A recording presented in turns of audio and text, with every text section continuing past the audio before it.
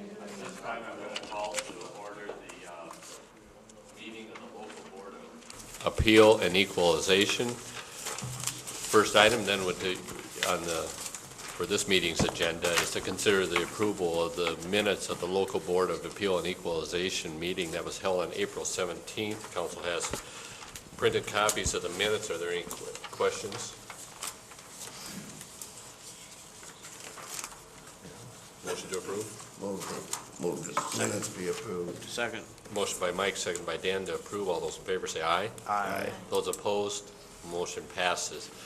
Second item then on the agenda is the receipt and consideration of the assessor's report concerning the 2007 appeals. With us tonight is Kel Barnett. Kel, you want to speak from there, or how? Okay. Mr. Mayor and members of the council, coming out in the council pack last Friday were the recommendations for the local board of appeal appeal and equalization. There are just briefly a little bit of a summary related to that. There were 16 things that the assessor's office needed to do to take up with for the Board of Appeal, because any changes in classification or any activity by the office with individual property owners which do not actually appear at the local board need to be run through the board minutes. And so what you see tonight are activities which have occurred which were not things that did occur at the local Board of Appeal and Equalization.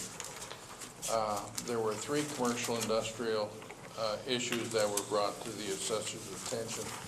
Only one of those, which is Mr. Stoneberg, where there was a declaration of restrictions which we were simply not knowledgeable of and was impacting on the potential value of his property. Was there an adjustment made for commercial industrial?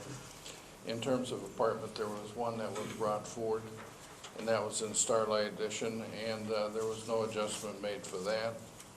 In terms of the residential single family, there were 7 people that showed concerns. 3 adjustments were made. 2 were decreases, 1 was an increase in value.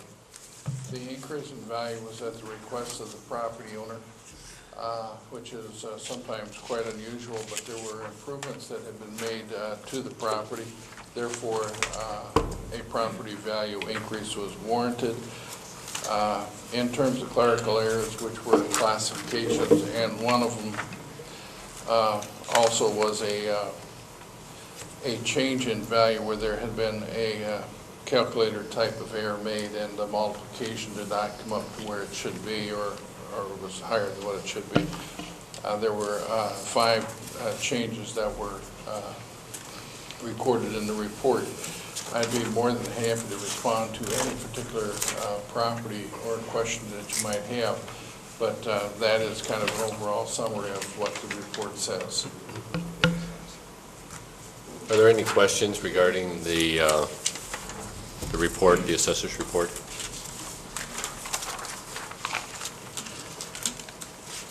If not, I would accept a motion to accept the assessor's report to the Board of Appeal and Equalization. So moved. Second. Motion by Charlie, seconded by Mike. Discussion? Hearing none, all those in favor of the motion say aye. Aye. Those opposed, the motion passes. Thank you. Thank you, Kel. There be no further business for the local Board of Appeal and Equalization. Is there a motion to adjourn? So moved. Second. Motion by Mike, second by Dan. All in favor say aye. Aye. We're adjourned. Mayor, may not seem notable, Cal, before you get out, that even though it hasn't been announced, this is probably the last board of review that Cal will have a hand in, and that brings to close 30. It's about, from 1972 was the first board review that I did to the president.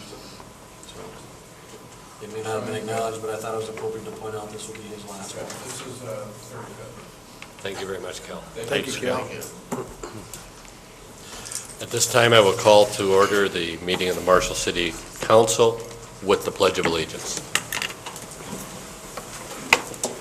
Pledge allegiance to the flag of the United States of America and to the republic for which it stands, one nation under God, indivisible, with liberty and justice for all.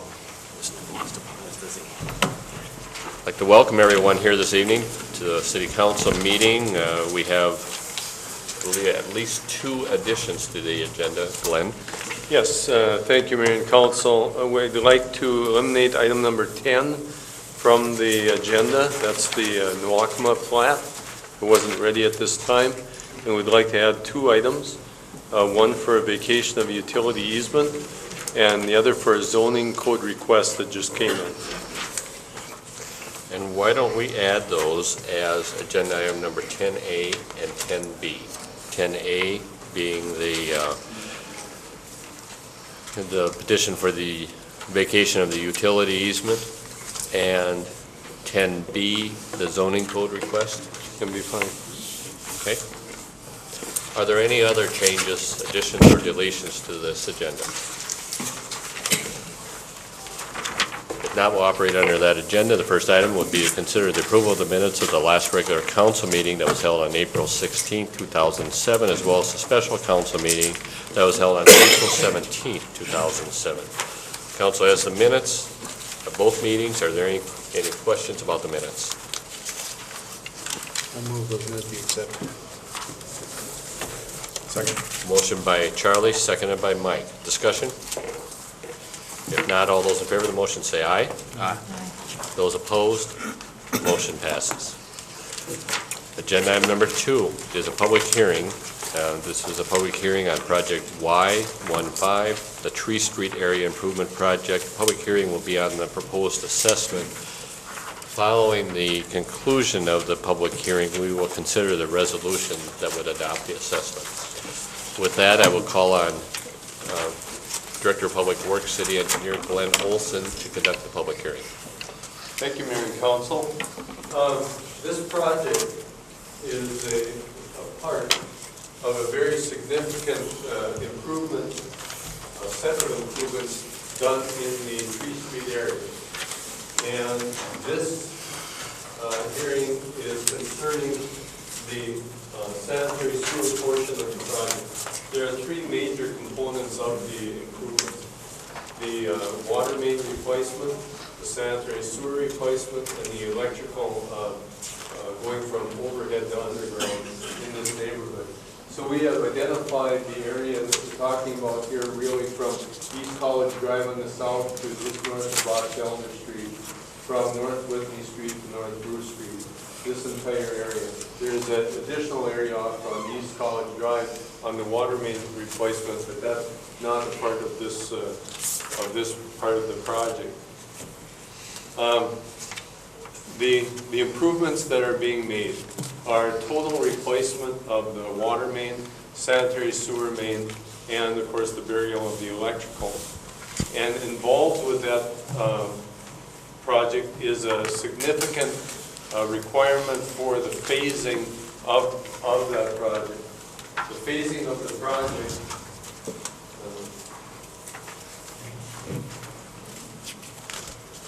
it might be a little difficult to see where these actual breaks are, but the north end of the project up on the Box Elder area, from there south through Pine is the first phase, and then from there down all the way to College Drive is phase 2, and the third phase is the western area between Hill and Whitney.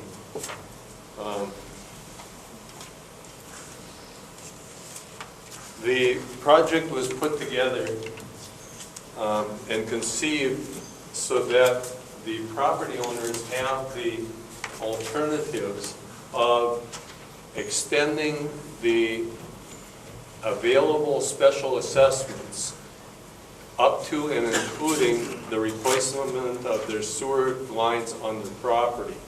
That's not normal in most of our other special assessment projects. And the reason for that is there was a considerable indication that there were problems with the private sewer lines in the area as well as the sanitary sewer mains. That is strictly a decision to be made by the property owner off of the rights-of-ways or off of the easement areas that are provided for the mains themselves. And in this case, the mains are generally in the backyards. So are the current water mains, and so are the current overhead power lines. And what we found out is that there's not enough room for those three utilities to coexist in that area, and something had to go. And in this discussions with Marshall Municipal Utilities, they decided that they would relocate their water mains to the, we'll call them the front yards, to the street areas. And in doing that, also established a policy statement in this project only that MMU then will pay for 100% of not only the water main replacement, but the relocation of the water service lines going from the new mains to the connection at some reasonable location on the property. In some cases, all the way up to the house, at some locations to connect to some intermediate location. That has to be done first because the water main was in such a condition that the sanitary sewer line replacement was felt that replacement would damage and break the water mains in that area. So the sanitary sewer portion, which is what we're here to talk about tonight, is then kind of the second part of the three-phase utility replacement project. The replacement utility cost on the average in the area for the three replacements is about $27,000 per lot. It's a little bit more than that in that area, of which the amount of the assessments will be only for the sanitary sewer service locations up to the easement lines and at a minimum. And then the property owners have the option of extending that through this contract and able to put that on special assessment up to the house. Many of the property owners, because of the bids that came in, have decided to handle that independently. As a matter of fact, when we took a look at the cost, we had a considerable discussion with the property owners in not directing them that direction, but suggesting that if in fact they had the wherewithal and the expertise and the knowledge to contract with other contractors, that at least they look at that possibility. However, in many of the cases, the property owners contacted us before they even contacted another contractor, or even afterwards, and said that they had decided to go ahead with the option that the city offered to put their sanitary sewer service improvements on the special assessments. That was given as the option for a given number of years and a given interest rate that each of them could review. So they could either fund their own, do it through the city at their choice. I think the biggest discussion that we had with some of the property owners is why couldn't they go all the way to the sewer main with that, just to leave them disconnected. And our answer is that we are, in most cases, lowering the sanitary sewer line. Would need to make that connection when the power contractor came through and dug that sewer deeper and makes that connection. We certainly wouldn't want other independent contractors in the same hole with our contractor doing work at that time. So we have included the connection to the main, the reconnection to the service at the utility easement line as the minimum required assessment to the project. All other assessments outside of that are the individual property owner's choice, from there to the house or not going into the house. I will say that in the first part of the project that we have connected, we had a couple of properties that showed orange bird pipe at the main. And when we got about 10 feet onto the property, it changed to cast iron. We make an adjustment to that assessment based upon the footage that we did install, okay? And that's what we would intend to do. That's what it's going to cost us. And when we certify these assessments, we will try to then include the amount that should be brought forward to the property owner. That shouldn't happen very much at all. It would only be the case if, in fact, there's been some improvements done away from the main that neither the property owner or the city are aware of. So if there's people in the audience that might have been one of those people that had that condition exist, we can make that adjustment.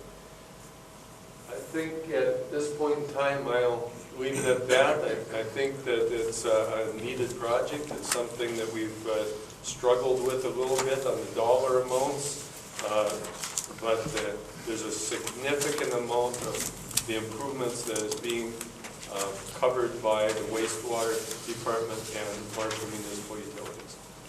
Okay, thank you, Glenn. First off, before we move further into the public hearing, is there any questions that the council has for Glenn on what he has presented? If not, I'll open it up for public comment as part of the public hearing. If there's any of the affected property owners that are here that would want to speak, want to ask a question, invite you to do so at this time. I do, if you want to do that, I do need to have you come up to the podium and speak into the microphone because of the cable access television. And I also need to have you give your name and address. So is there anyone here who wants to speak as part of the public hearing on this assessment hearing?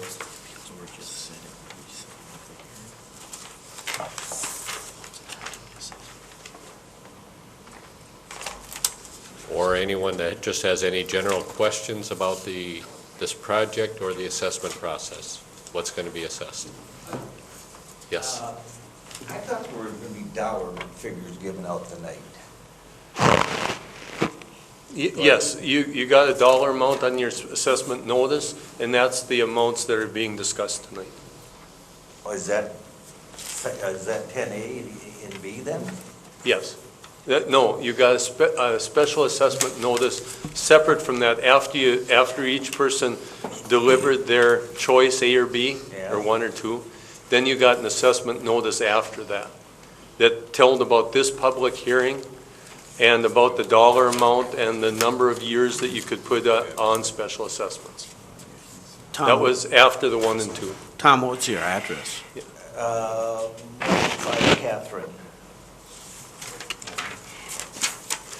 That's not in on That's this not on project. But do you have property in the Tree Street area, though, that? Oh, that, yeah. Yeah. Yeah. What, 312 Whitney. Yeah. Yeah, that's my own address. Do you have it there, Mike?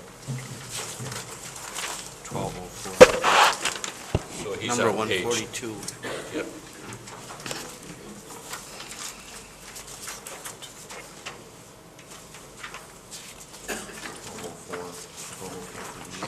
So $1,204.38. What is that? $1,204.38. Okay, now that's just for the T and Connection. the connection. Yep.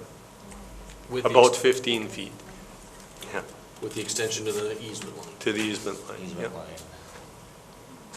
And then you were a person who chose not to go the rest of the way with the city's contractor.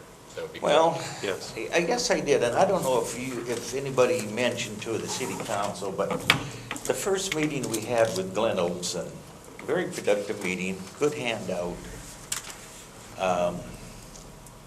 He said the initial price of ours would run around $4,500, $3,500. The gentleman, Mortensen, Chad Munson. Munson, they got the bid, 2 million. So they could take the numbers, not items, numbers, they can take the line items, item numbers on that, and they can change all those dollars around. Yes. So ours went from 4,000 to 7,200. Because he lowered the numbers on some other line items and raised them on the residents.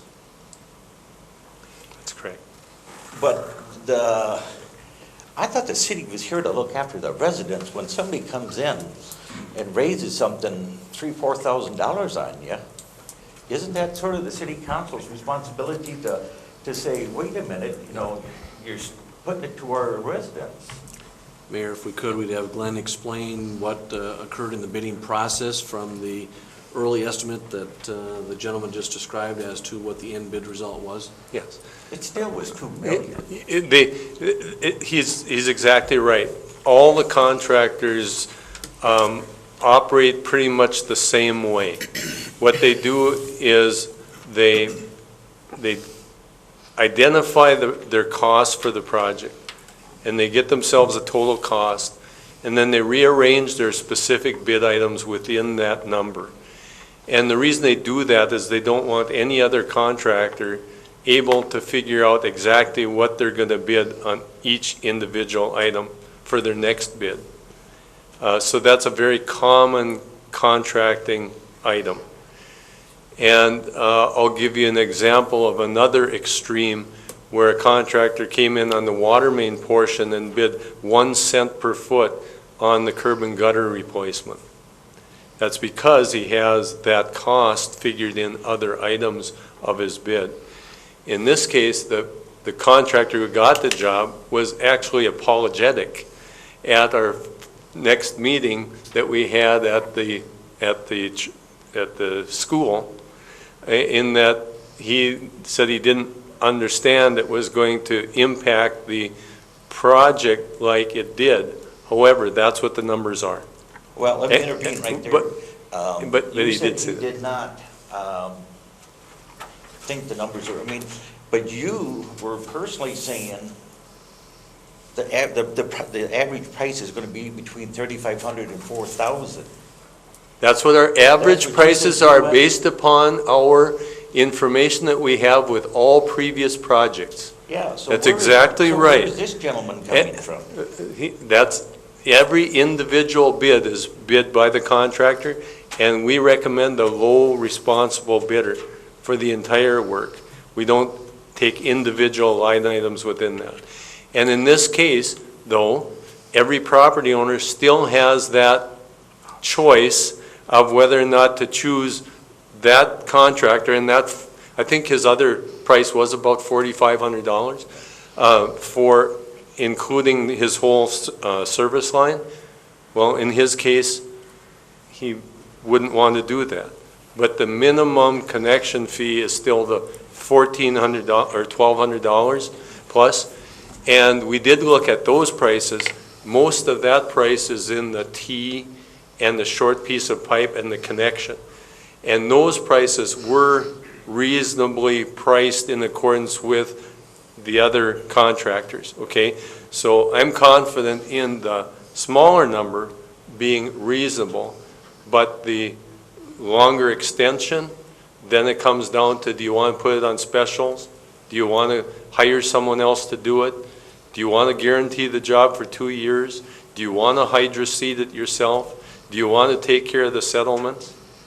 Those are the decisions that each property owner had to make. And in his case, if he chose the option 1, that's probably the option I would have chosen. But he is still given the opportunity to replace it at the higher price to the house. Okay, so the money's being passed on to the residents. So what was lowered so much that they had to lower something in order to raise ours? So what did they lower? We could take a look at the individual prices for everything, but he was the low bid for the entire project. You know, I'd have to look at, okay, which items were substantially lower than the other contractor. Mike, you have a comment? Well, I would have to believe if if that's true, that he was anticipating being able to do 80% of the hookups. Mhm. And there was a dollar amount that he assigned to that. Well, if he's only going to end up doing 20% of them, he's not going to make any money on that project. He's not going to make the money that he thought he would have on those, but knowing full well that it is much more difficult to lay those service lines than it is the main. The price per foot on the service line would generally be more because of working around other utilities, flower beds, those types of things that you may need to work around. The only other thing I got is mobilization of his equipment. The gentleman is from Wilmer. He's charging the city of Marshall $200,000 to move his equipment from Wilmer to Marshall. The average cost for contractors for mobilization is a little over 5% or just a little bit over. Contractors also have the right to dump what's called garbage onto mobilization. Anything they can't fit into another category, they dump it on mobilization. To me, that's not fair. Again, that's raising the price up to the resident again. They just pass that. Everything keeps getting passed on to the resident. Well, in this case, the mobilization item was mostly paid for in the main price. Okay, so it is broken down into, mobilization and traffic control are the two other things that are generally kind of pick and choose kind of pricing. And in this case, the contractor used his mobilization to include some rental of equipment that was necessary for him to complete the job. What he needed to have then is an upfront payment to be able to cover some of his expenses, his immediate expenses on the job. So not only did it include his mobilization, but it includes some other miscellaneous items. And that is also typical in contracting. If it was just the move, it's a method of bidding and contracting. But I will say that the property owner only would pay for the percentage, that small percentage that is being attributed to the service lines. But the bottom line is basically he was the lowest responsible overall total Bottom dollar line, yes, amount. that's correct. Okay. Thank you, Glenn. That's all I have to say. I was sort of surprised that you didn't help some of the citizens, when all this was going on, because it's your district. So, being a junior member, you should have done something. Well, I think it should be pointed out is that we do not have any choice but to select the lowest responsible bidder. Oh, I have no problem with that. And It's it- just that he's taking his money and lowering the city's amount and raising the residents' amount. That's the part I have a problem with. Well, That's it. I'm not certain. Bottom line is, why is so much being put onto the That's correct. residents? But the resident doesn't have to have him do it. No. You have that option not to have him do it. Oh, don't even tell me about that, because that's just an easy way of sliding out of a situation. That's all it is, Dan. No, it's not. Yes, it is. It's all it is telling the city that they lowered ours, they raised the residents. If you don't like it, get your own private person in there. We trusted this gentleman for telling us the truth at the beginning of everything. And sure, I wouldn't mind having 4,000, 5,000 stuck on my assessment for 10 years for 6.5%. But when the guy jumps it up to 7,200, I mean, this guy is out to make some money. But, I mean, I've taken up enough time. Thank you. Thank you. Other comments? James? I guess just one comment that the total special assessments is 14.5% of the total project. And we took the lowest responsible bidder, the smallest number, and are assessing 14.5%. That's a pretty good bargain. But the other point is when the bids were accepted by the council, we're looking at the total bid, we're not looking at line items. In fact, that individual breakout comes after the bid is awarded. James? James Carr, we got property on 1000 and 1006 Willow. My only comment is, are there more assessments following this one? For the streets and the curb and the sidewalk and everything else is included in this one? The work that's being done is the replacement of all sanitary sewer, water, and electrical. There's generally no street replacement other than what's included with the repair of the streets with the water main. Okay. But all of that is included, so there is no street reconstruction project here.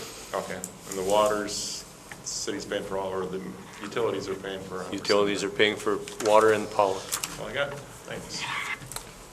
Other comments, questions? I've got a comment on 313 North Hill, a $9,000 assessment. Scott Van Overbeck is not here tonight, and he asked me why that would be so high. And would come back to what we just talked about with Tom. I'm sure that Scott could have a different contractor do it, but. Yep. And can he still? Yes, he can. He can. Okay. If you would If tell you would me want right to. away, But you need to know soon. right away. Okay. Or as you talked about earlier, if they're replacing it and get partway on his line and realize it's Yes. fine. I'm sorry, I didn't see Yes. that. I'm Lori Van Overbeck, Yeah. Scott Van Overbeck's wife, and we will choose to have somebody do it ourselves. Yep. My only question is, from Scott, is why we are being charged for a re-hookup when the original homeowner paid the hookup to begin with? And I'm sorry I missed the beginning of your meeting, and you might have already explained it. Yes, and the reason is that, yes, your existing sewers are hooked up there, but the property owner owns the connection all the way up to and including the main, but we couldn't have 126 different contractors or residents doing that connection. So the assessment, I shouldn't say that way, the only assessment. The assessment includes the T at the main. We're lowering the main, and then the transition up and tying into your existing sewer. In your case, I know then the reconnection from there to the house would have to then come in after the fact and dig that up. And then the property owner is responsible for all the issues that go along with that. Any settlement, any black dirt, any seeding, any of that then is the responsibility of the homeowner. But that assessment, is yours 1,200 something? No, did you? 9,000. Okay, the reconnect only is the $1,200 some assessment. And that would be for all the way up to the easement line. And then your contractor would go from there on. Thank you. So Glenn, that would need to be incorporated into the It assessment already, hearing tonight. it has been in Scott's. Okay. Yes. Charles DeBeck, 310 North Whitney. You had just said that Scott needed to get a hold of you right away. I had never sent the mailing that you sent for the $1,400 to connect and then the $7,600 for full sewer. So then I received this that said that my assessment was $7,500. I would like to be on the list of not getting them to, because I'm assuming that you just assumed I wanted the sewer there. If you want to make a note on there, we'll make a copy or something. Okay. And just give it to me yet tonight, or? All right.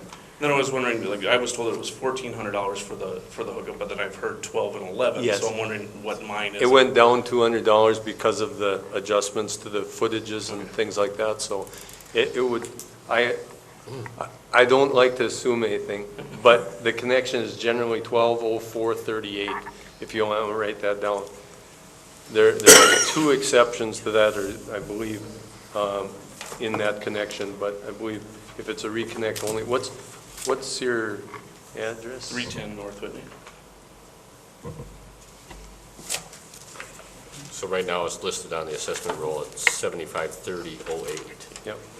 So that would go to 120438. Yep. Okay. I'll make that note. Other questions?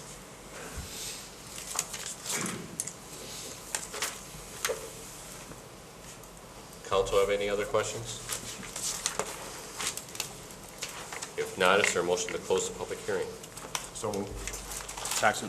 Motion by Mike, second by Dan. Discussion? Hearing none, all those in favor of the motion say aye. Aye.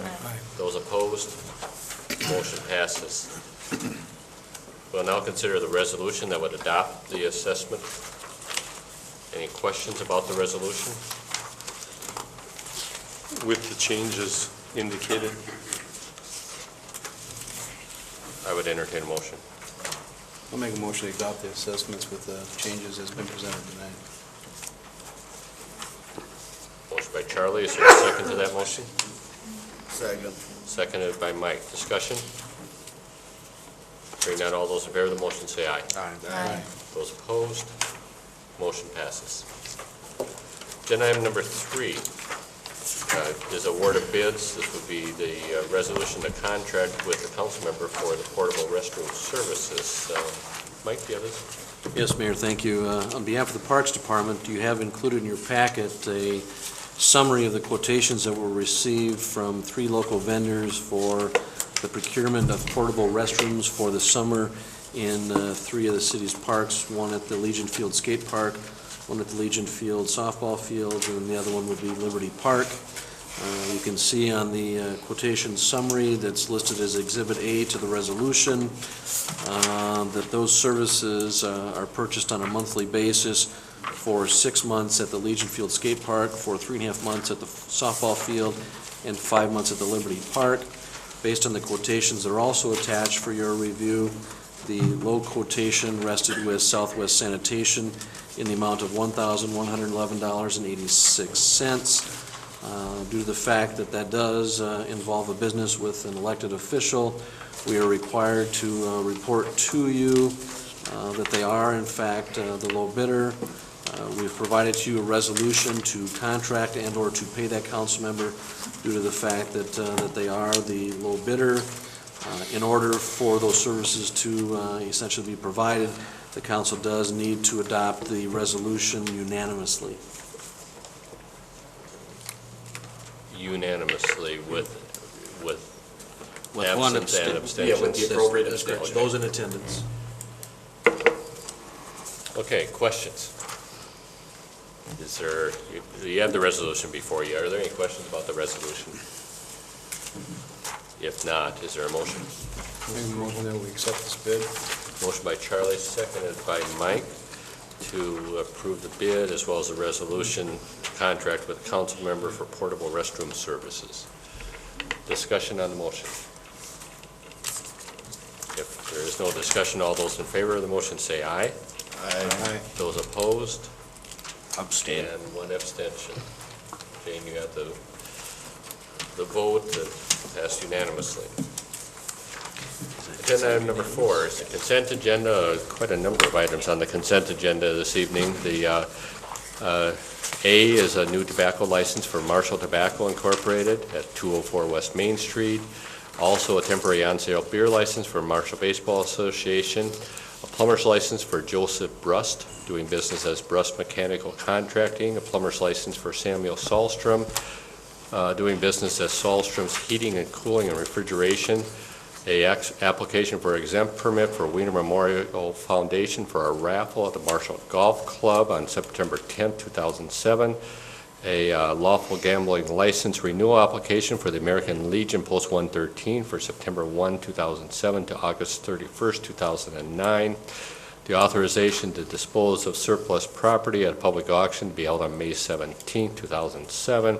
Authorization to apply for federally funded equipment for public safety through the CEDAP program.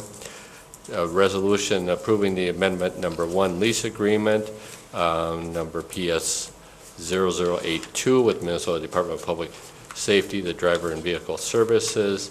Approval of the police accredited training online, the patrol service agreement, and finally the bills and the project payments. And for information purposes are the building permits that have been previously approved by city staff. So is there any item on the consent agenda any member wants removed for purposes of separate discussion?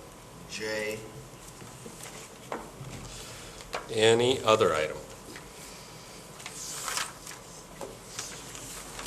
Move approval of the balance of the consent agenda item, excluding item J.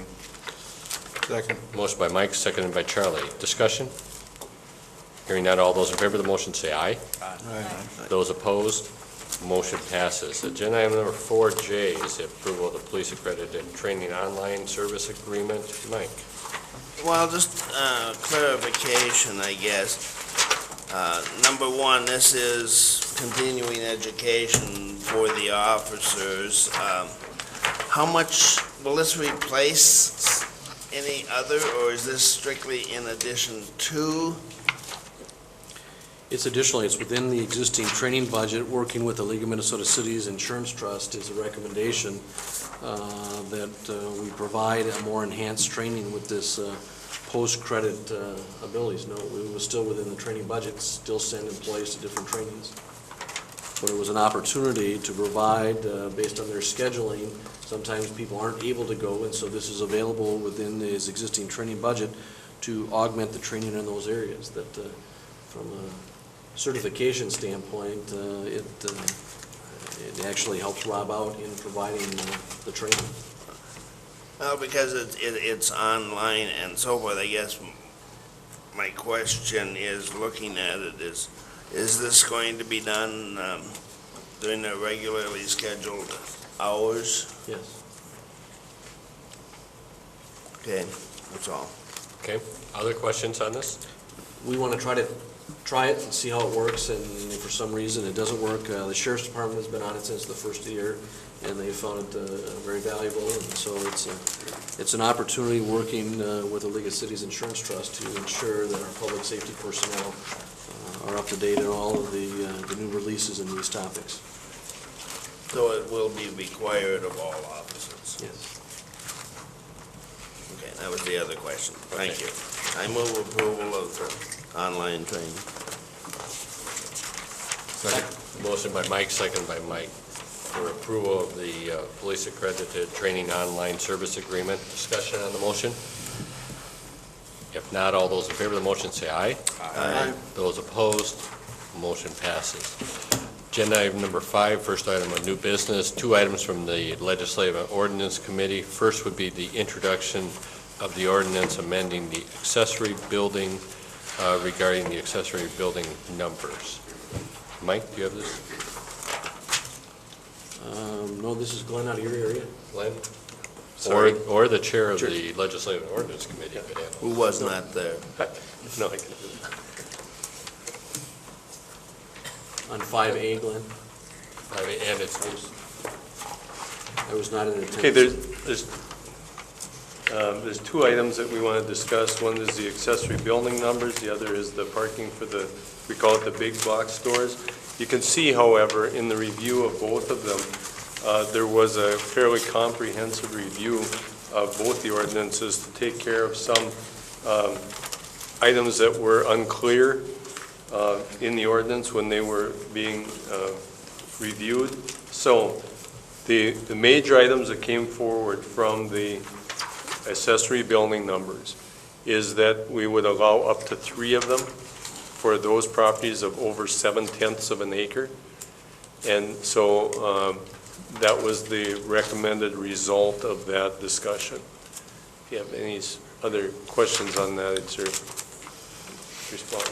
any questions or comments from the committee?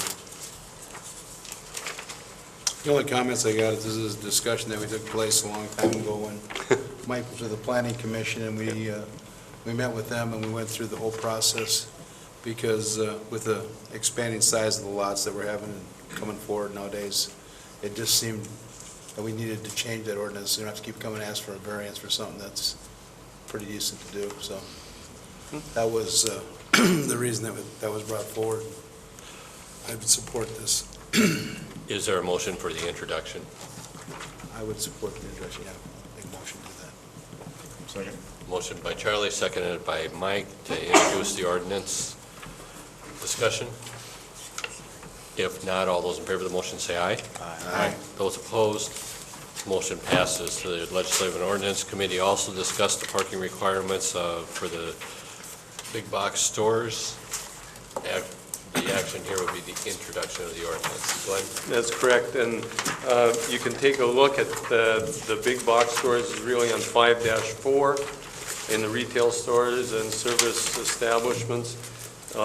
There are also several other clarifications that we've done throughout the ordinance, but more for clarifications than anything else, or in areas where we hadn't had a category for certain types of stores, we tried to include those as well. So we would recommend intro of the ordinance.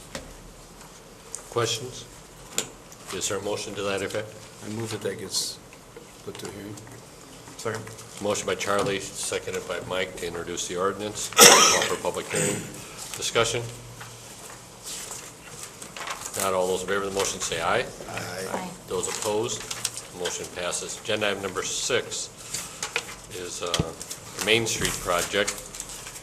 We have 3 items to address. First off, the resolution declaring the cost to be assessed and ordering the preparation of the proposed assessment. Secondly, declaring the official intent regarding the reimbursement of the expenditures with the proceeds of tax-exempt bonds, as well as the resolution for the hearing on the proposed assessment. Glenn? Thank you, Mayor and Council. This one probably takes a little explanation in that the breakout of the individual portions of the cost of the project are set out. Let's just start with the amenities section. Those are brought forward as an 80-20 city special assessment split. Now, I know we haven't had any specific direction by council, but that has been the request, that has been the understanding throughout the discussions of the Main Street assessments. And you can see that they're fairly significant. I will bring your attention to the MnDOT share on the far right-hand side. And there's two things that are included there. If you remember, MnDOT's participation was going to be 3% of the estimated construction cost and limited to that number, which was $81,000. When it comes down to the actual breakout of that $81,000, $27,000 of that $81,000 is directed toward MMU improvements. So the remaining $54,000 is included in the availability for the city/special assessment category. Also, the electrical MnDOT share shown there as $139,000 against the electrical cost. That's the same thing. MnDOT set a lump sum based upon what it would cost MnDOT for normal lighting in the downtown. The remainder then is a local project cost and all funded through MMU. So you can see a fairly significant reduction in the MMU cost there for the electrical, but that's because of that participation by MnDOT in the base cost. All of the other items have been assessed according to our special assessment policy, with MMU picking up 100% of the water main costs and the service line replacements costs up to and including the curb stop. And in this case, the curb stop is essentially at the property line, or is essentially in the sidewalk outside the property line. So that's why you don't see much assessment in the water main portion. All the water main assessments that you see there are either increasing the size per the request of the property owner or installation of new service lines going into a property that potentially didn't have one before. And we do have a certain number of those. A significant portion of that water main service line increase cost is due to MnDOT's requirement that all mains and service lines greater than 2 inches in size be cased. And so there's a significant cost now being borne by the casing of those water service lines. And if in fact you had a service line greater than 2 inches currently, MMU is picking up the entire cost of the casing as well, because they had an existing service line of that size. But as you know, we have some new properties and some properties that are going from either no service in the newly constructed business, for instance, or if you wanted to put a sprinkler system in and went from 1.5 inch service line to a 6 inch, the property owner is 100% responsible for that. And we have given those property owners that indication. And we had at least one property owner that decided to go back to his 2-inch water service that he had before, but all of the remaining ones still wanted to go with the 6-inch increase in cost. So we have had some discussions of those issues.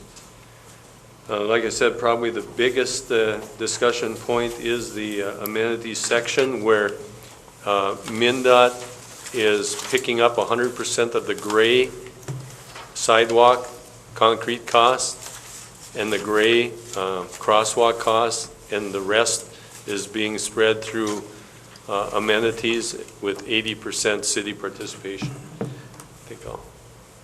Any other comments, Mike, that I might bring forward? I think that's probably the biggest separation. Oh, one other thing, and I don't know if we were able to include that information to you or not, but we did discuss the bonding issue. Mike, you want to touch base on that? You should have a sheet in front of you tonight that had to be considered. As Glenn indicated, we were here until about 8 p.m. last Thursday night. We received this on Friday. We're not able to coordinate discussions with our financial advisor relative to when you take a look at the city's share on the amenities piece, as well as the city's share on the state project on the highway portion, dealing with the 3 new traffic signals and the share of the street intersections that tie into the state highway reconstruction project. What we had to determine was to ensure that in order to use a general obligation public improvement bond that's levied across the entire community for this project, at least 20% of the bonded amount had to be specially assessed. So as you take a look at what Glenn has shown for a total project cost of a little over $3 million, that if we back off the utility contribution that they are financing, the MnDOT share that they are providing, Glenn, is a credit or a reduction so that they're not billing us for that. And then we are utilizing a portion of our cash reserves out of capital reserve out of wastewater. That total is about $1.37 million. So that's reduced off the project cost, thus amounting a bonding amount of about $1.647 million. When you break that piece down into what would be paid for out of the wastewater treatment facilities debt service, the citywide debt service tax levy and special assessments, you can see the special assessment piece amounts to about 21.2% of the amount that we're bonding. And we're only bonding about 55% of the cost of the project. So we hit the threshold that it would enable you, should you choose to do this, to be able to use the general obligation debt service amount to pay for the city's share of that part of the project. Glenn, your special assessment roll you have ready, that'll be coming out in preparation for the public hearing, but notices with the council's adoption tonight would be sent out to all business property owners. Okay. Thank you, Glenn. Thank you, Mike. Questions? One additional item as you take a look at the resolution. We are recommending that the assessment time period be 10 years. We had debate whether that should be 8 years or more, that at least going into the public hearing, we're recommending 10. And when you see the special assessment roll, that's something that you can also take public comment on as to whether you want to modify or change that, but we're recommending that be at 10 years. Questions for Glenn or Mike?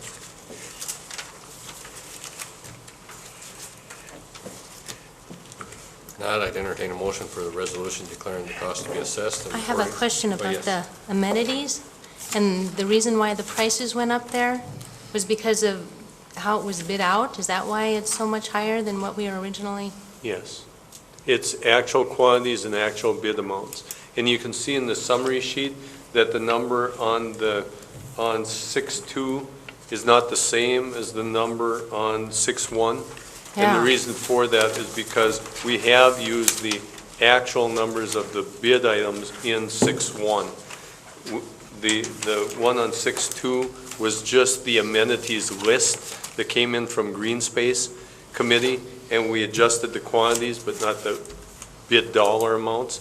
That was just, 6-2 was just an estimate, and we wanted to bring that to your attention, which items are included in the amenities, but the one on 6-1 is the dollar amounts that we would intend to use in the special assessment role for the project.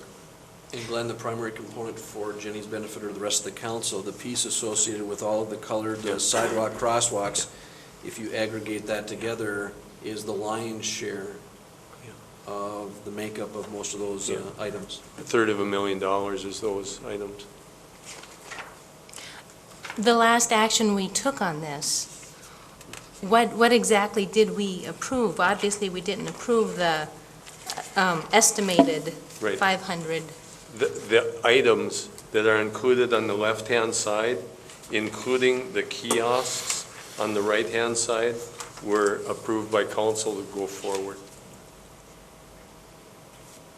So those were incorporated into the MnDOT bidding specifications, and when those bids came back, Glenn and his staff broke those cost elements down, and that's why you see those revisions. But we is there an option to basically say to the Green Space Committee that we would like you to stay within the original budget? Is it? Yes, that would be a council action that would change the direction from the 80-20 to something different. Oh, yeah, that would. But the elements. The elements are would already stay. bid out. The elements would stay. There are some elements that haven't been provided yet, for instance, the kiosk, but that's a discussion point, and they are included in this number.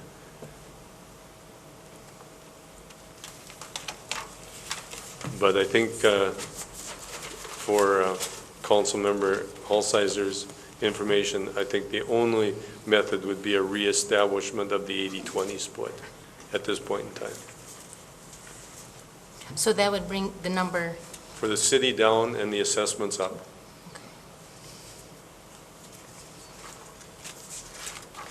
And if you recall in the discussion, these elements were not included in the special assessment policy. Typically, we haven't done those type of items, and that was done under the direction and the leadership of that committee reporting back to the council.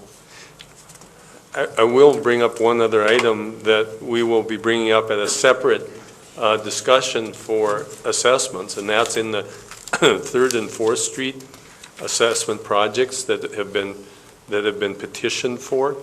And the petition included an 80-20 participation in the colored, in the amenities similar to this. Well, I'll just let you know that it's kind of apples and oranges. In this case, MnDOT is already providing $165,000 worth of gray concrete.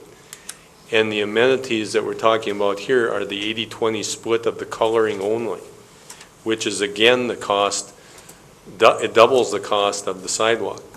In the case of 3rd and 4th Street, you'll have to be aware of that when we bring that forward, because an 80-20 split there will be substantially different than the 80-20 split of the Main Street project because of their participation. So I just want to put that in your mind before the hearing on this assessment so that we understand the differences between what we could be coming forward with in the future. That's all. So, just to, and of course, that's a different topic, but on 3rd and 4th Street, that would fall under the policy, the assessment policy for commercial properties where the sidewalks are 100% assessed, and the 80-20 would be that additional cost for the amenities. Yes, and I'm certain that the petition didn't envision that. But in the Yes, the Main Street project, rather than I'll call it the ordinary concrete Yeah. for the sidewalk, rather than that being assessed, that is being picked up by MnDOT. That's correct. Yep. So there's no cost to the city on that portion either. Glenn, I guess I got a question down the bottom. It says the red highlighted ones are quantity changes? Yep. Or amount changes? Which ones are quantity, which ones are amounts? The red, The red ones? the red ones are both. So the red ones So on the we're left-hand side, We were going to do 85 trees before, we're going to do 85 trees now? we were going to do something different. Was it 81 trees? Okay, so every one Okay. of those is a change in the amount of things we're doing? Yes, for instance, the banners had the biggest difference. There was 300 banners that were originally included, and now it's 128. And the multiplication was only the multiplication times the original estimate. So the changes on this sheet are either just quantity changes that result in the total reds on the dollar amounts on the right-hand side. But if you wanted to see how it actually impacted the project to date, is on the amenity sheet on 6-1. Go by the sheet on 6-1 for the cost of the project, for all of those items listed in the next page. So the items that are listed, the quantities listed there, all the red ones are quantity changes. How many are up and how many are down? Most of them are down. I'll tell you, I can't think of any that increased without looking at the Except list. trees. Yeah, trees may have gone up.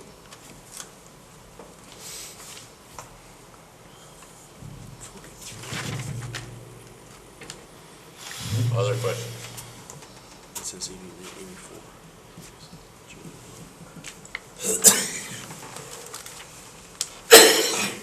If there aren't any other questions, the action before us is the resolution declaring the cost to be assessed and ordering the preparation of the proposed assessment. Is there a motion? So move. Second. Motion by Dan, second by Mike. Discussion? Hearing none, all those in favor of the motion say aye. Aye. Those opposed? Motion passes. The second item then would be declaring the official intent regarding the reimbursement of the expenditures with the proceeds of tax exempt bonds. Is there a motion? So moved. Second. Motion by Mike, second by Mike. Discussion? If not, all those in favor of the motion say aye. Aye. Those opposed?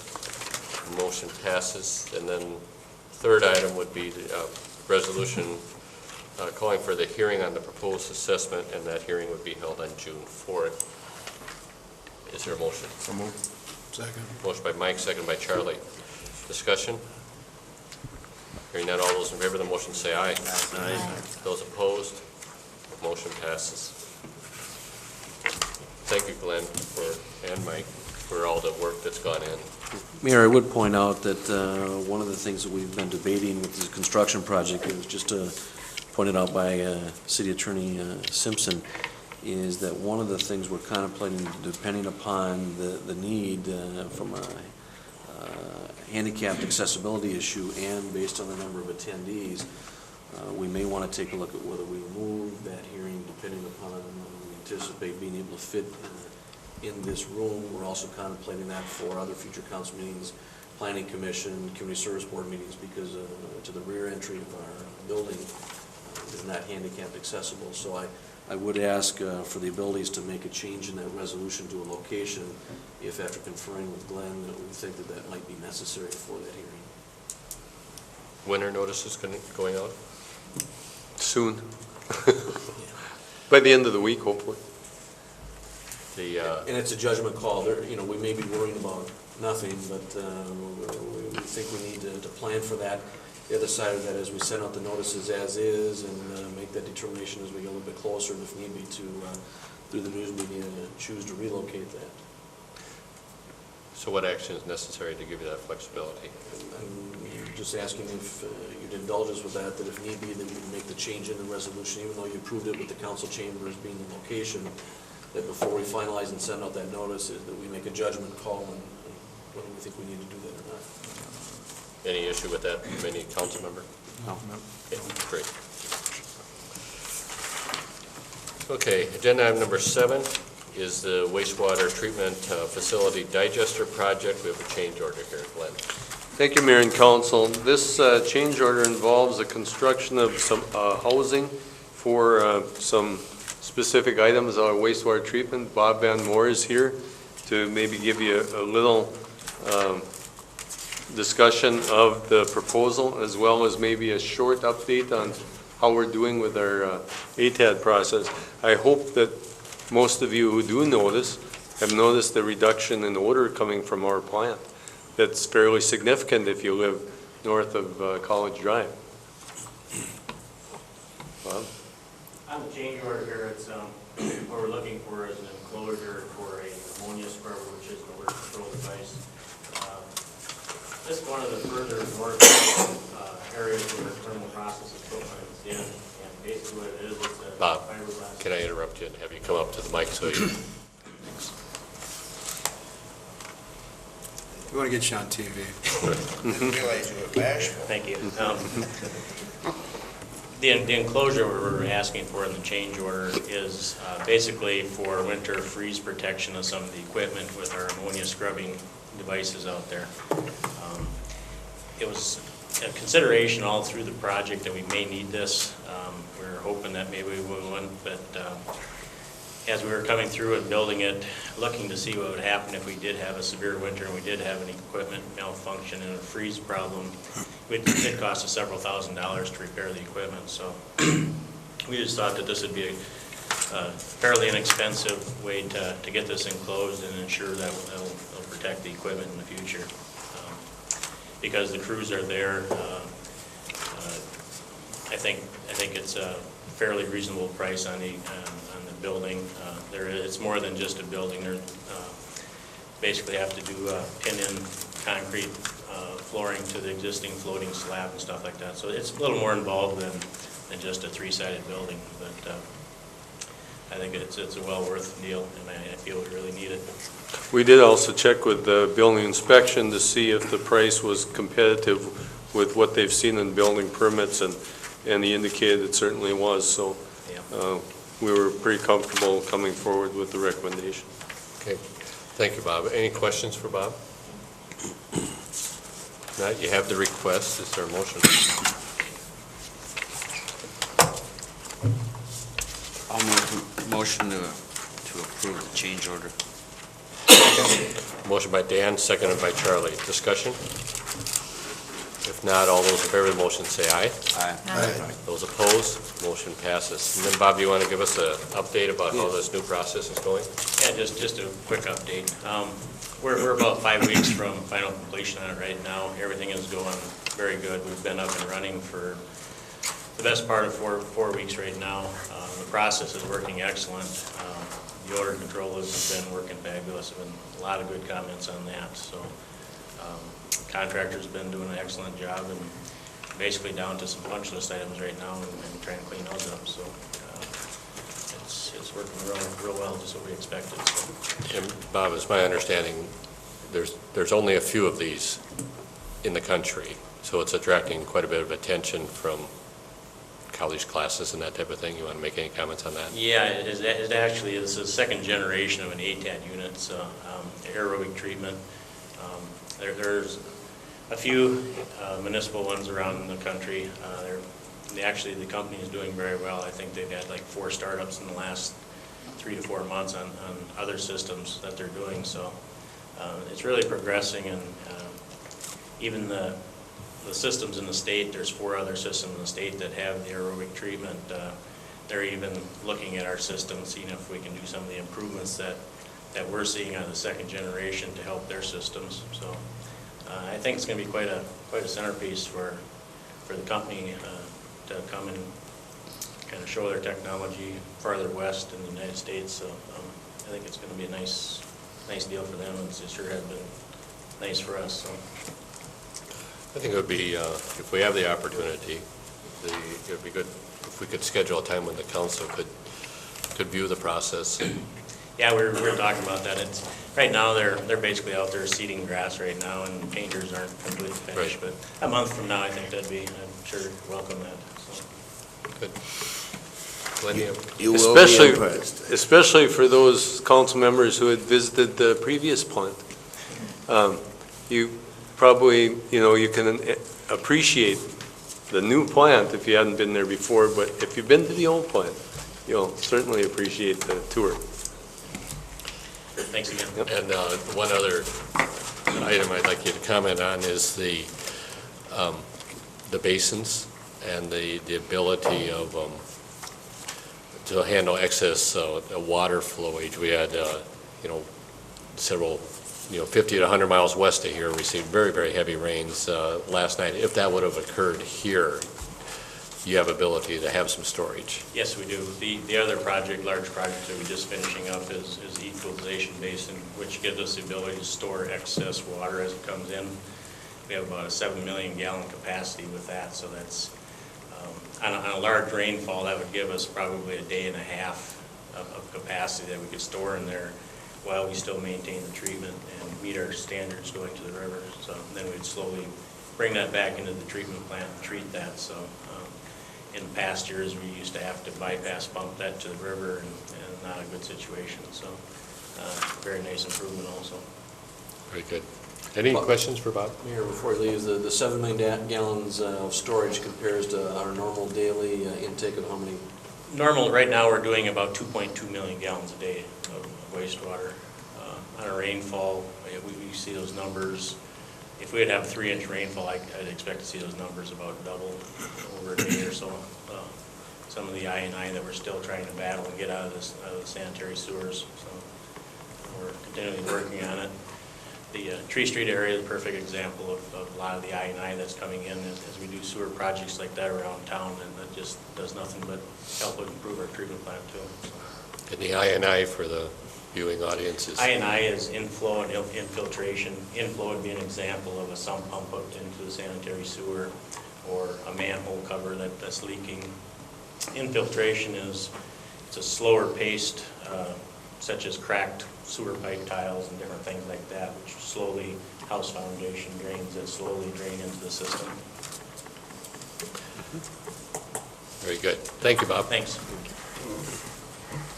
Agenda item number 8, consider the proposal for the review of the garage floor with American Engineering Testing Incorporated. Glenn. Thank you, Mayor and Council. This is another one of those that, we know we have some issues with our garage floor. And we talked about replacement, we talked about some different alternatives, but no matter what we do, it's going to be an expensive project. So before we jump right into it and just decide what to do, we thought it would be best to recommend a significant testing of the existing floor, hiring a testing firm to come in and physically see where the problems are. Maybe it's all bad, maybe it's half bad. Maybe it's not as bad as we think. And before we would put significant numbers towards that improvement, we thought that this kind of dollar investment would pay off in that decision-making process. So we did get a quote, and you can see that the quote is, kind of a large margin there from $5,000 to $9,000, but you can understand too that you don't know what you're going to spend until you get into the beginning testing of it. And I believe at either price, if we have the maximum at $9,000, and I think that that's a good investment in making a recommendation of what council needs to ultimately decide here. Okay. Question for Glenn?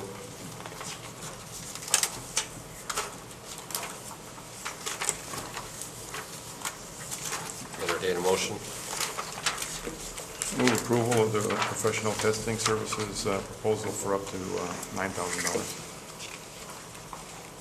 Second. Motion by Mike, seconded by Mike. Discussion?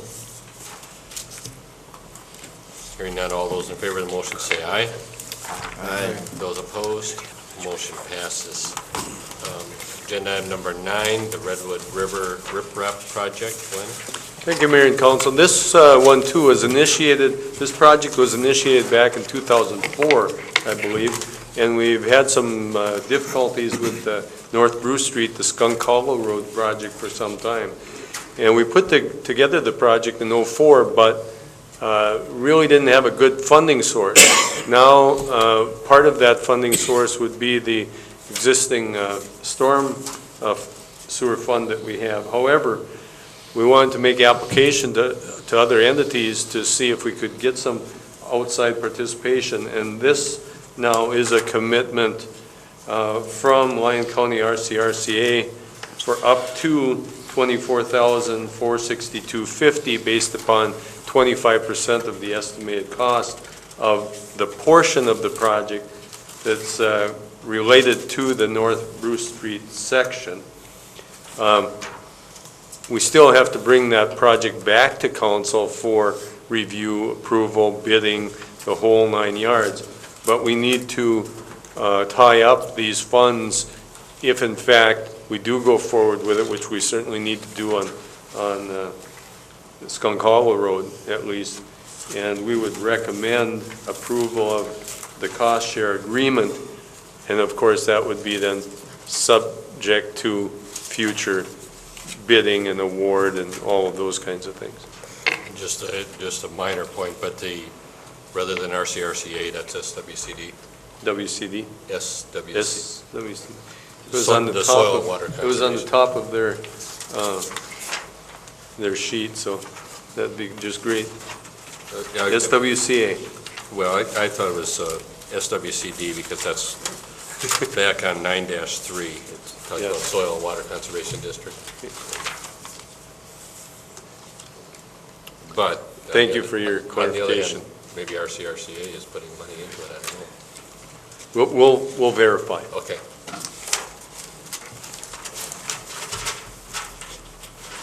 Other questions for Glenn? Yeah, I'd like to have Glenn tell me what this project is, because Okay? I don't know what it is. Okay, it's a slope protection project based upon 3 areas in the community. The first one is on Skunk Hollow Road North. Currently, we have, they're called Jersey barriers, concrete protection of the riverbank adjacent to the road that goes north. That section of roadway was transferred to the city some time ago from the county, and monies were set aside for some improvements to the roadway. This, however, is separate from that, and we need to do some protection of the slope of the road before it really eats the rest of the way into that roadway. The second portion of the project is adjacent to the downtown park from College Drive to Main Street, adjacent to the downtown park, and that would be the removal of the failed wing wall that exists along there, the undermining that's occurred, there's some exposed piling, and removal of that, and then rip-wrapping the slope, some shaping and rip-wrapping of that slope, similar to what exists down at the discharge end of the Tiger Lake discharge area. And then we have a small rip-wrap area around a storm sewer discharge on the downtown side of that. So that's the second section. The third section is the area by the adult community center and down past MMU. So those are the 3 sections that's included in this project and would be brought forward at a later date, and a later date meaning June-ish of this year. We have to make some adjustments. We'll probably ask MMU possibly for some participation in their section. We haven't gotten that far in identifying the funding sources other than this one and the city's portion. And this would be similar to what was done behind the high-rise, in essence, about a year ago. Yes, and they've also had some individual projects with individual property owners in the city. If you noticed on North 4th Street on the east side, there's been some improvements along there. You've probably seen some down by Dan Store's location where there was some improvements to the slope protection there. It's similar to those. We'll probably have some gabions. Those are the rock-filled mesh baskets. When you have steeper slopes and you can't get the riprap in, there'll be some of those gabion types, as well as when you do have room, like in the downtown park, you'll have that back sloping and just regular riprap. But coming out of that, those three big culverts through College Drive there probably will need to be some better slope protection like the Gabions in that location where it's steep.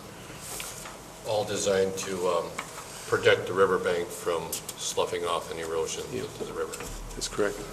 That Skunk Hollow Road is that the second curve you're talking about, where it comes up on the road? It's the curve that comes in right where those Where the river barriers comes are. right against the curves. Yep, the first curve coming from the river, Where those concrete barriers are. right there. Didn't we get a letter asking about doing something similar to that, by the swimming pools on Bladholm Street? Yes. That's not being considered. It's not on this one. There was some collapse of a curb section there that we're going to take care of, but that's another one that's coming. There's also some private ones, I think, behind the area where the laundromat is on West College Drive. The property owners are working with these entities for funding some protection back there. Generally, when they own the property to the center of the river, the city isn't involved with those projects. They work directly with the financing agency. But in these, we're the adjacent property owner generally. Other questions? If not, is there a motion to enter into this cost share assistance contract? So moved. Second. Motion by Charlie, seconded by Dan. Discussion? Hearing none, all those in favor of the motion say aye. Aye. Those opposed, motion passes. Agenda item number 10 was deleted from this agenda, but 10A and 10B were added. 10A is the petition for the vacation of the utility easement on the north side of Outlot A of the J.C. Boyer addition to the city of Marshall. Glenn? Thank you, Mayor and Council. This, I had a brief discussion with the city attorney concerning existing utility easements on previous plats that are in the process of a replatting procedure, and whether or not the replatting addressed not only the streets and roads, but utility easements. And the recommendation is to vacate those easements, not to be included in the new plat, so that, Dennis, help me out, they don't disappear when it's replatted. They continue on the underlying property. That's right. If you do nothing, they're still there legally. We've got an easement, we have to address it. So it would be the recommendation to take some formal action to legally vacate that prior to the replatting process. And the one owner is the sole owner of the area defined in this vacation. So that makes it a little simpler too, is that the vacated easement then, we have already checked with the utility companies, but we're going to verify that in this. We also always give notices in the vacation of easements. All of them have already discussed it in the replatting of the Nwaakma addition. So we don't expect any issues with any of the utilities, but it's something that we have to do. It just doesn't take place in the replatting. We would recommend introduction. Any questions for Glenn? Now, is there a motion to introduce? So moved. And order the hearing. Motion by Mike, is there a second? Second. Seconded by Dan for the introduction and calling for the hearing. Discussion? If not, all those in favor of the motion say aye. Aye. Those opposed, motion passes. And agenda item number 10B is the zoning code request at 100 North Highway 59. Glenn? Thank you, Mayor and Council. This is another departure from anything we've probably ever done. And so it's something that we didn't know if we should even bring you a recommendation forward, but we did. This is a request from Mr. Ziegenhagen, he's here tonight, to move some of his retail operations into an industrial zone in property that he owns just to the north of his existing business.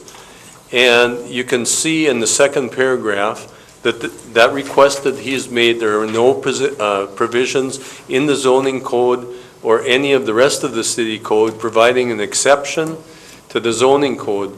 And a variance adjustment permit is not permitted for uses not permitted in the zoning district. So generally, it would be something that we would be bringing you saying that absolutely not. We would not recommend doing this. In this case, however, it's a real exception in that it's immediately adjacent to his property right across the street.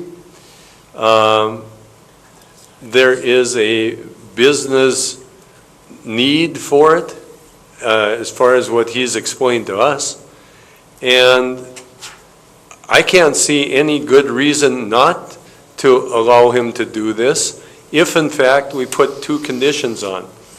One is review and approval by the city attorney so that it's not illegal doing what we're doing or recommending.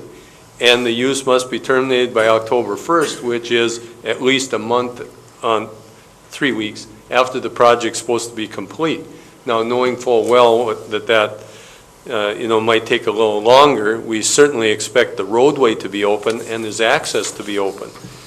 And I don't know if Bill's even seen the recommendation until today for those two conditions, but I think I'll leave it there.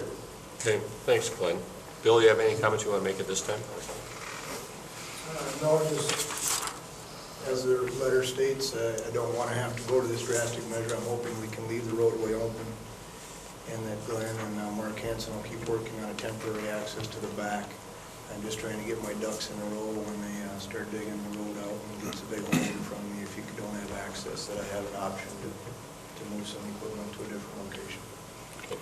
Council, have any questions either for You Bill? got any questions with these recommendations, Bill? No other than the October 1st one, I guess, would be, if that could be extended if the construction is not well along by then. Well, let me update you, Bill, on their working with Mark. A temporary roadway access easement has been drafted and it's gone to Mark today. So hopefully, that will assist in getting a temporary 30-foot roadway in to get access to your property from the backside. And I had arbitrarily put a December 1 date on that easement for temporary purposes, just in case construction went a little longer, for your information. So hopefully we can start working on a temporary roadway there, I'm also okay with that date. Yeah. And we put that in, it was an arbitrary date. Right. Just, I thought that would give it sufficient enough time in case there were time overruns or whatever, but I can't see any illegality in awarding, this, and both parties know what the terms of the agreement are, and it seems like a reasonable request. I can't think of any reason not to do it either. If Bill needs it for his property, let's be accommodating. That's all I can think of. Well, it would appear to me that there is an undue hardship for the business as it exists. And when we talk about our ability, if he signs an agreement saying this is temporary and I will be gone by whatever date, that would seem to cover all bases. Yeah, that's what I thought too. Both parties agree to a date. And I guess I would like to see that October 1st date changed to when the project is substantially complete in front of his location, so that we don't have to extend it a month. How about this to December 1st, like the temporary easement? That's We're fine. both on the same page. It certainly will be essentially complete by that. I'll tell you. Not if it keeps raining, Glenn. Oh, yes, we're going to do it anyway. So Glenn, you're comfortable with the December 1 date? Absolutely. Okay. I would move that we have Dennis draw up whatever agreement is necessary to accommodate this request. I'll second that. Motion by Mike, seconded by Dan. Discussion? If not, all those in favor of the motion say aye. Aye. Those opposed, motion passes. Thanks, Bill.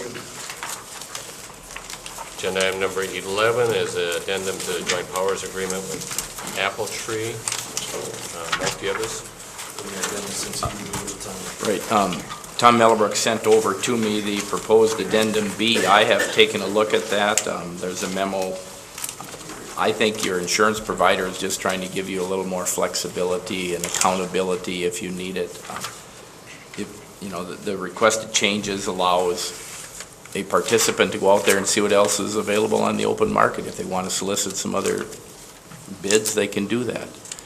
Right now, as my memo indicates, you can only do that under the existing contract if your premiums go up 50% in 1 year. The next provision, number 2, if you do solicit bids and you do go outside of the pool, you can come back in within a year. Your existing agreement says you can be out for up to 2 years. And then the final one is under the Data Practices Act. You cannot find out what claims have been submitted under existing law. This would waive that requirement, and basically Apple Tree would be able to provide to you your claims history made on a month-by-month basis. It seems that it's a little more disclosure, a little more flexibility. I don't see any reason not to do it.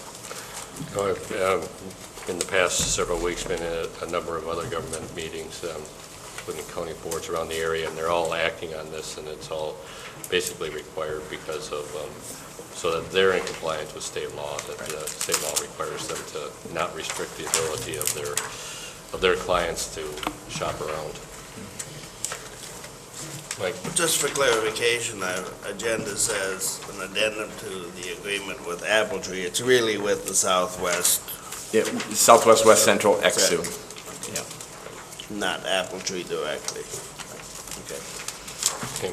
Other questions? I would move the addendum to the joint power agreement. Second. Motion by Mike, seconded by Mike. Discussion? Hearing none, all those in favor of the motion say aye. Aye.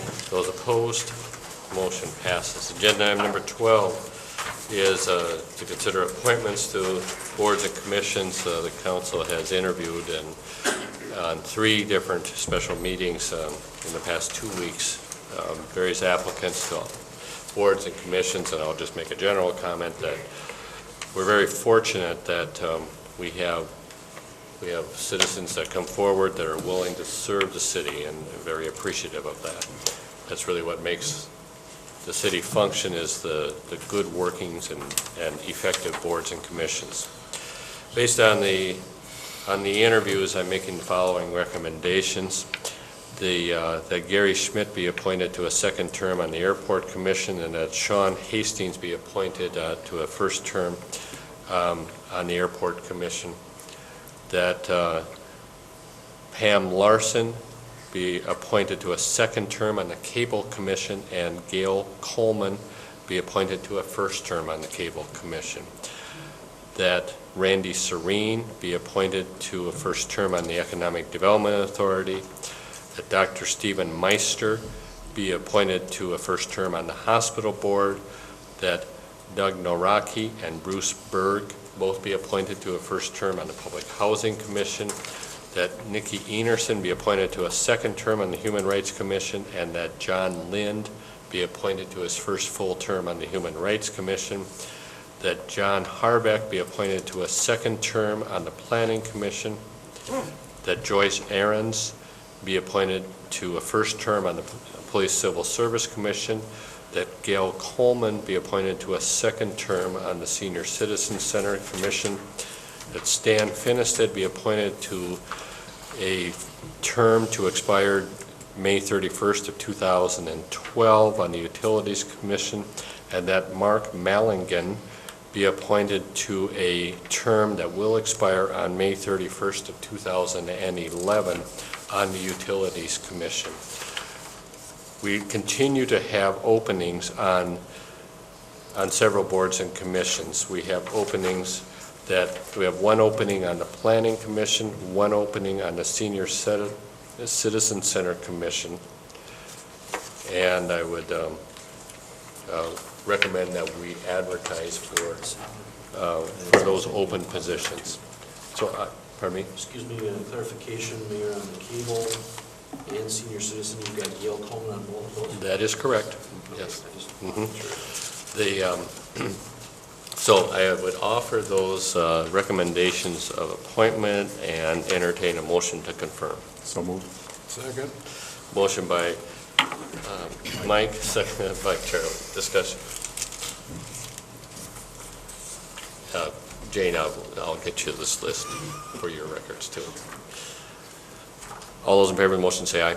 Aye. Those opposed, motion passes. Agenda item number 13, Council Member Commission Board Liaison Report. EDA meets tomorrow. Regional Development Commission will meet also tomorrow. And Fire Relief Association has not met since our last meeting. Mike? Yes, none of them have met since our last meeting. Okay, Councilperson Doom is absent this evening for health reasons. Jenny? Human Rights Commission met since our last council meeting, and we discussed different revisions to the brochure and some different articles that may periodically be submitted to the newspaper on the subject of human rights. And Mike? Both mine come up later in the month. Dan? Both mine come up later in the month also. And Charlie? Both mine are later. Councilmember individual items, Jenny?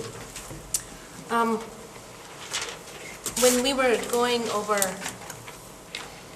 the, basically where the porta potties were gonna go around the city and stuff like that, I noticed that Legion Field is now called a softball field. It's no longer the Little League. I know in the past it was restricted and there was no adult play. So obviously with the renaming of the field and it's a softball field, then as long as they're playing softball, adults are allowed to play on that field? Is that? I am, Larry's You know not here anything? as liaison. I'm not just too sure it was a term that was probably not correct. But even the sign now, the sign used to read no adult play. It doesn't say that anymore. So I just, Mike, would you follow up with community services on that? And no, I don't, that was just the location that I was given, that, and I know it's the youth fields on the northwest end of the. yeah, they're the only fields, yeah. Because the fences are short there, it would be unusual if they would Good encourage adults there. observation. but- The windows are closed. Kind of noticed a little bit. Okay, anything else, Jenny? No. Charlie? Nothing. Dan? Nothing. Mike? Yes, with the health issues that Mr. Doom is, I noticed 2 of his boards are meeting this Wednesday. It might be nice to ask for someone to sit in. I would assume he probably will not be available by Wednesday. Well, I could take one of them. I can take one, so Which one do you prefer? I don't care. Take a pick. Well, should we just work that out and then, let me look at schedule, my calendar, and then Okay. you and I will cover, you're referring to Community Services and Planning Commission? that what you- Senior Center and Planning, yes. For this week, he's. For this week, yeah. Okay. Senior Center meets at what time? Noon, I believe, unless they've changed it. You can make that. It's noon. Bob, if it doesn't work, just let me know. I can. Yeah, it says here 12 o'clock, so. Do you want me, can you cover the noon one? I can cover the noon one. Noons are good for me rather than evenings. Okay, if you could do that. And then, do you want to do planning, or you want me to? He's retired. Right, then planning. I'll do it. Thank you. Good point, and we'll, Larry intends to be back. Yep. And so, but if we need to cover some other meetings next week, we will. And if he's not back for community services next month, I'll cover that. Okay, very good. Anything else, Mike? No, Okay. Mike? other than to wish Larry, well, And I did visit with him yesterday, and certainly has positive attitudes. Mike? The one item I had, and there was some media attention on the, with some cities, we haven't dealt with this, but some cities are anticipating extreme fighting, exhibitions, and promoters coming in, and given that Legislative and Ordinance Committee meeting is coming up on May 15th, Dennis, I was wondering if you could contact the league for the model ordinance that is being provided to other communities. For example, I think Wilmer is. I believe so. Yeah, I have seen some information out there on the attorney listserv program addressing this issue. I will have that available. Okay, and then the committee can review it and discuss it at that time. Can you, at the same time when you get that ordinance, do you have a way to get any, like, pros and cons and what the city could actually be liable for, type things? Sure. You know, so. Okay. Agenda item number 15, review of pending agenda items. Any questions on the pending agenda items? Now, is there anything else to come forward from the council? Glenn, do you have anything? Nope, thank you. Dennis, anything? Nothing. Mike? I'd only point out that Glenn was a little too shy tonight, but Glenn is grandpa as of this week. Yes, I am. Very proud of that fact. Congratulations. A new granddaughter, Olivia Rain, R-A-Y-N-E. 7 pounds, 8 ounces, 21 inches long. Grandma's down there helping out. I'll be down there soon. you're not allowed to spoil. Oh, boy. That's one requirement. And the other thing I'd point out is that even though we're at the start of kind of the peak of the construction season, that, with the Main Street project, with the work the engineering's doing, with the tree subdivision, we're getting ready to start the airport here as soon as load limit's off. It Yes. should be that will be getting started, that these guys are going morning to night on a lot of construction projects, so their hands are full. Especially with those darn winds that came over the weekend. That don't help at all either. Well, we appreciate all the work that is going on. There's certainly a lot of activity in the community. Great staff. Is there a motion to adjourn? So moved. Second. Motion by Mike, second by Charlie. Discussion. All in favor, say aye. Aye. Those opposed, motion passes.